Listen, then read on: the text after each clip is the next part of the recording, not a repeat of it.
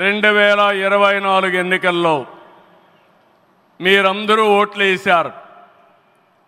నరేంద్ర మోడీ గారిపై ఉండే నమ్మకం, తెలుగుదేశం, జనసేన, నేను, పవన్ కళ్యాణ్ గారు కలిసి పనిచేసి రాష్ట్రం మొత్తం తిరగబడింది.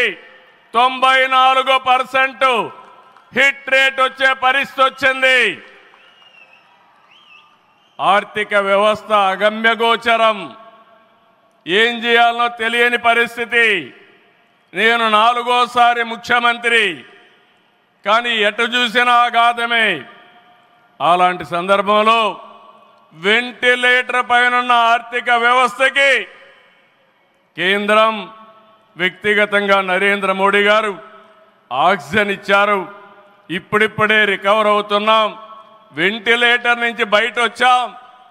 ఇంకా కొన్ని రోజులు సహకారం వస్తే ఒక బలమైన ఆర్థిక వ్యవస్థగా ఆంధ్రప్రదేశ్ని రూపకల్పన చేస్తామని హామీ ఇస్తున్నాం.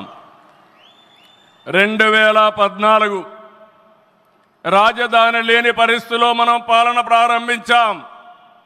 విభజన వల్ల ఉన్న రాజధాని తెలంగాణకి వెళ్ళినప్పుడు మనం రాజధాని లేకుండా బయట వచ్చాం.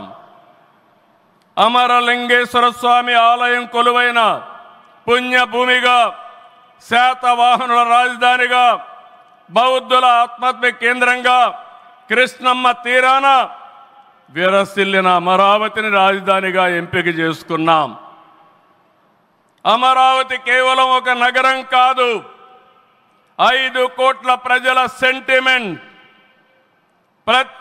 ప్రజల ఆత్మ గౌరవానికి, ఆత్మవిశ్వాసానికి, ఆశలకు, ఆకాంక్షలకు ప్రతిరూపం.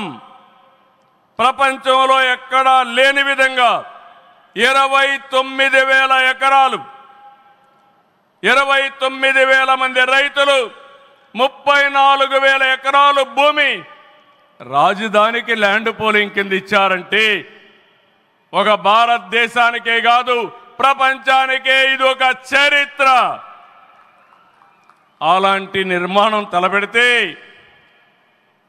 దానిపైన మనం చూశాం విధ్వంసం 5 సంవత్సరాలు. ఇక్కడ రైతులున్నారు, రైతు కూలీలున్నారు, రైతు మహిళలున్నారు, వీరోచితంగా పోరాడారు. మీ పోరాటం వల్లనే ఈరోజు అమరావతికి మళ్ళీ పనుల పునఃప్రారంభం అయిందంటే అది మీ అందరి విజయం అని మరొక్కసారి విజ్ఞప్తి చేస్తున్నాను. రప్పల్లో ఒక మహానగరాన్ని చూసిన వ్యక్తి, ఒక 20 సంవత్సరాలు ముందుకెళ్ళి చూసిన వ్యక్తి. అలాంటి నాయకులు మనందరం కోరుకున్నట్టుగా ఆయన వెనంటే ఆయన ఉండాలి, ముఖ్యమంత్రిగా ఉండాలి అని మేము ఆశించిన విధంగా ఆయన ముఖ్యమంత్రి అయ్యారు. ఆయన సైబరాబాద్ అనే సిటీని ఎలా నిర్మించారో, ఎంత అద్భుతంగా రూపకల్పన చేశారో, అమరావతి అనే ఈ క్యాపిటల్ని కూడా ఆయన అపారమైన అనుభవంతో, ఆయన దక్షతతోటి, ఆయన గవర్నెన్స్ కేపబిలిటీ తోటి, అడ్మినిస్ట్రేటివ్ కెపాసిటీ తోటి ఇది అద్భుతమైన మహానగరంగా తీర్చిదిద్దుతుంది. ఇది ఆంధ్రప్రదేశ్కే కాదు, భారతదేశానికి తలమానికంగా అవుతుందని మనస్ఫూర్తిగా నేను ఆశిస్తున్నాను. అలాగే ప్రత్యేకించి ఈ రోజున మనం ప్రధానమంత్రి గారిని చాలా లోతుగా మనం అర్థం చేసుకోవాలి. ఈ రోజున కశ్మీర్లో దాదాపు 28 మందిని చంపేశారు. అలాంటి క్లిష్ట సమయంలో రాష్ట్రం, దేశం మొత్తం యుద్ధం వైపు వెళ్తున్న సమయంలో, అలాంటి కీలక సమయంలో ప్రధానమంత్రి గారు ఇక్కడికి వచ్చి లోపలంతా బరువు, గుండెల్లో బరువు పెట్టుకొని వేదన ఉండి కూడా అమరావతి రైతులు చేసిన త్యాగాలను మర్చిపోకూడదని చెప్పి ఇంత ఇబ్బందుల్లో కూడా ఆయనకు వచ్చినందుకు మనస్ఫూర్తిగా ఒక్కసారి మనందరం ప్రధానమంత్రి గారికి గౌరవ సూచకంగా మనందరం కృతజ్ఞతలు తెలియజేయాలి. ముఖ్యమంత్రిగా ఉన్నావు, నువ్వు చేయాల్సిన పని ఇదే. ప్రజాస్వామ్యం అంటే ఏమిటి అని చెప్పి ప్రజలకు నువ్వు అద్దం పెట్టి చూపించాలి. ప్రజాస్వామ్యం, కాన్స్టిట్యూషన్ ఇది, నేను దానికి రిప్రజెంటేటివ్, నేను ముఖ్యమంత్రిని. కాన్స్టిట్యూషన్ అనేది ఒక బైబిల్ లాంటిది, ఒక ఖురాన్ లాంటిది, ఒక భగవద్గీత లాంటిది. ప్రతి రాజకీయ నాయకుడు ప్రమాణం చేసేటప్పుడు కూడా చెప్తాడు, కాన్స్టిట్యూషన్కి నేను లోబడి ఉంటాను అని కూడా ప్రమాణం చేసి కూడా చెప్తారు. కానీ ముఖ్యమంత్రి అయిన తర్వాత ఆయనే దగ్గరుండి కాన్స్టిట్యూషన్ను తగలబెడతా ఉన్నాడు. కుప్పం నియోజకవర్గంలో స్వయంగా ఆయనే తప్పుడు సంకేతాలను రాష్ట్ర వ్యాప్తంగా కూడా పంపిస్తూ 19 కౌన్సిలర్లు మనం గెలిచినా కూడా ప్రలోభాలకు పోలీసుల దౌర్జన్యానికి నిదర్శనంగా నిలబడింది కుప్పం నియోజకవర్గం. రాజకీయాలలో గెలుస్తాం, ఓడిపోతాం, అది వేరే విషయం.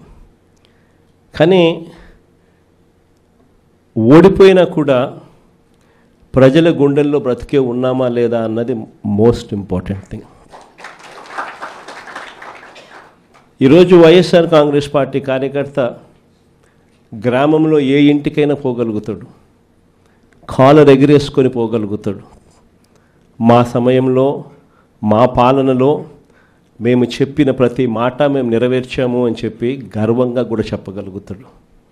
కానీ చంద్రబాబు నాయుడు గారి పాలనలో ఈ 12 నెలలు అయిన పాలన చేశాడు. ఈరోజు చంద్రబాబు నాయుడు గారికి సంబంధించిన కార్యకర్త, ఏ కార్యకర్త అయినా సరే గ్రామాల్లోకి వెళ్ళి ఏ ఇంటికైనా వెళ్ళి గర్వంగా సగర్వంగా వాళ్ళ దీవెనలు ఆశీస్సులు పొందగలుగుతాడా అని అడుగుతా ఉన్నాను నేను. కారణం, చంద్రబాబు నాయుడు గారి కార్యకర్త ఏ ఇంటికి వెళ్ళినా ఎక్కడి నుంచి స్టార్ట్ అవుతుంది? ఈ నుంచి స్టార్ట్ అవుతుంది. ఏ ఇంటికి వెళ్ళినా కూడా చంద్రబాబు నాయుడు గారి ఫోటో తీసుకొని, కూటమి నేతల ఫోటోలు తీసుకొని ఏ కార్యకర్తలైనా కూడా ప్రజల ఇళ్ళకు పోతే ఇక్కడి నుంచి చిన్నపిల్లడు మొదలు పెడతాడు, నా 15,000 ఏమైందయ్యా అని. 12 నెలలు అయిపోయింది, నా 15,000 ఏమైంది అని అంటాడు. అంతటితో ఆగదు. దాని తర్వాత వాళ్ళ అమ్మ బయటకు వస్తుంది, వాళ్ళ చిన్నమ్మ బయటకు వస్తుంది. వాళ్ళు ఏమంటారు? నా 18,000 ఏమైంది అని అంటారు. అంతటితో కూడా సరిపోదు.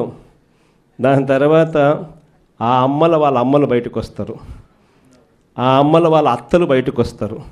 వాళ్ళు వచ్చి వాళ్ళు ఏమంటారు? మాకు 50 ఏళ్ళకే 48,000 ఇస్తానన్నావు కదా, మా 48,000 సంగతి ఏంది అని అంటారు. అంతటితో కూడా ఆగిపోదు. 20 ఏళ్ళ పిల్లోడు బయటకు వస్తాడు, 20 ఏళ్ళ పిల్లోడు బయటకు వస్తాడు. వచ్చి 20 25 ఉన్న పిల్లోడు బయటకు వస్తాడు. వచ్చినప్పుడు ఏమంటారు? నా 36,000 ఏంది, నా నిరుద్యోగ భృతి ఇస్తానన్నాను, 36,000 పరిస్థితి ఏంది అని అంటాడు. అంతటితో కూడా ఆగిపోదు. ఆ ఇంట్లో నుంచి రైతన్న బయటకు వస్తాడు, వచ్చి నా 26,000 సంగతి ఏంది అని అంటాడు. చంద్రబాబు నాయుడు గారి పాలన చూస్తే సూపర్ 6, సూపర్ 7లో గాలికి ఎగిరిపోయాయి.